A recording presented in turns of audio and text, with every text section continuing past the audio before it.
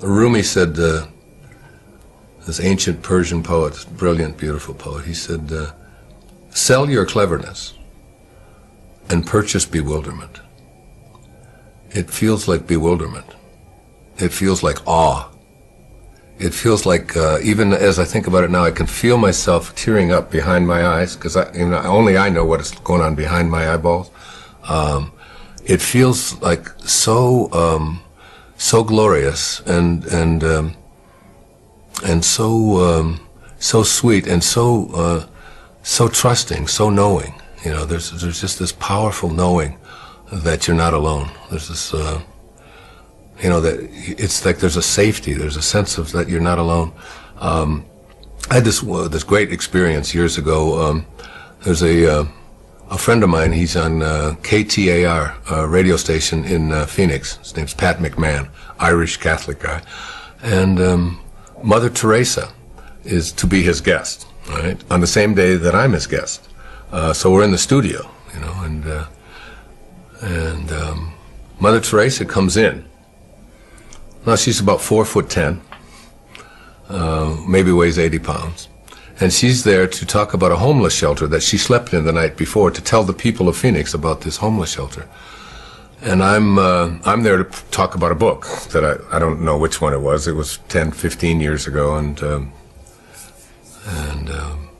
so Pat tells Mother Teresa, "Is there anything that I can do for you?"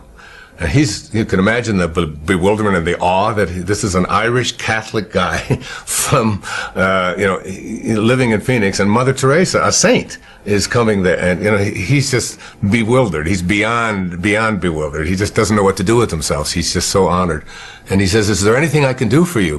Is there anything I can do?" And she said, "No." She said, "I just came here to talk about the homeless shelter." He said, "But Mother Teresa," he said, we have a 50,000 watt clear channel station that goes in every direction." And it was like he's got his ego involved. Like we can help you to raise a lot of money for your work and your mission in Calcutta. And she said, "No, I'm not interested in raising money or your radio station getting a." She said, "I just want to talk about the homeless shelter, that's all." And he's exasperated. And finally he's down on his knees. Really. And finally she says, "Stand up." She said, "You seem so serious." She said, "There is one thing that you can do." And he just stood up and he said, "Well, what is it? I'd do anything." She said, "Well, tomorrow morning," she said, "get up at 4 a.m. And she said, and go out onto the streets of Phoenix and find someone who's living there, who believes that he's alone, and convince him that he's not. That's what you can do."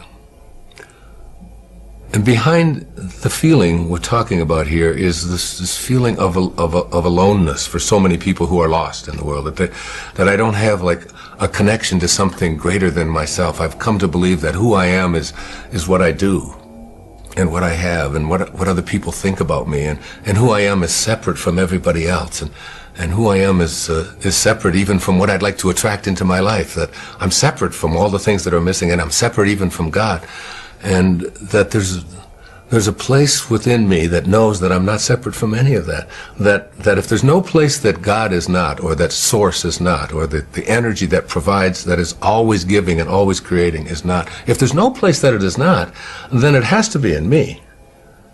I know that.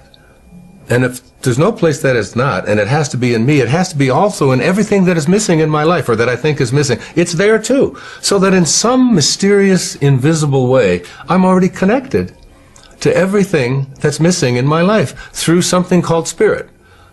And when I recognized that I'm not here as this human being having a spiritual experience, when you recognize that your essence is that you are a spiritual being having a human experience, not the other way around, when you really get that, I mean, not that you can say it and it's clever, but when you know that who you are is this essence, you don't see, there's no other, there's no them. There's nothing outside of you. You're connected to everyone and everything. As the Native Americans, you'd say that no tree has branches so foolish as to fight among themselves. Living the Tao Te Ching, this 2,600-year-old, some people call it the greatest the wisest book ever written. It speaks so much about relationships. Tao, the word Tao, means the great way. It's really just another synonym for God, or source, or spirit, or that which is the all-creating. And one of the things that it says that was really helpful to me, probably the most helpful thing in it, was that whenever you have a conflict of any kind, in any relationship, whenever you have a conflict, that the person who is willing to be of Tao, of God, of Source, is the one who will practice forgiveness, or will go to the person that they have a conflict with and bring love to it, instead of the freeze out, instead of the anger, instead of the hatred, instead of the revenge, instead of so many of the things that we do when we have conflicts in our lives. We just don't talk to that person. Like, I'm not talking to that. I'm not talking to him. He's, he's going to call me because I called the last time, and that's but the person who lives the Tao life, the life of a higher consciousness, is the person who says, "I end all conflicts on love, which is where we all come from. We come from a source that is love." So for me, that has been just so useful. I have 8 children, and